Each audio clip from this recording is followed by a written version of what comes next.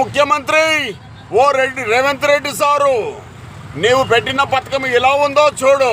దేవుడు నీకు జ్ఞానం ఇచ్చాడు, కానీ నువ్వు అజ్ఞానంగా ప్రవర్తించి ఆడవారికి బస్సు టికెట్ ఫ్రీగా ఇచ్చావు. కానీ దాని ఫలితంగా ఎంతోమంది స్త్రీలు అనవసరంగా తమ జీవితాన్ని పాడు చేసుకుంటూ తమ కుటుంబాలనే పాడు చేసుకుంటున్నారు. అంతేగాక మరి ఒక విషయం ఏమిటంటే, డ్రైవింగ్ మీద తమ జీవితాన్ని గడుపుతున్న అనేక మంది డ్రైవర్లు, లక్షలాది మంది డ్రైవర్లు రోడ్డు మీద పడ్డారు. వారి జీవితాలు అధోగతిన పాలయ్యాయి. వారి యొక్క భార్యలు, వారి యొక్క పిల్లలు ఆహారం లేక ఎంతో విలవిలలాడుతూ ఉన్నారు రోడ్డున పడి. వారి యొక్క ఆస్తులు, వారి యొక్క భూములు, వారి భార్యల మీద నగలమ్ముకొని వారు రోడ్డు మీద పడ్డారు. వారికి నువ్వు పెట్టిన పథకం వల్లనే వారికి నష్టం జరిగింది.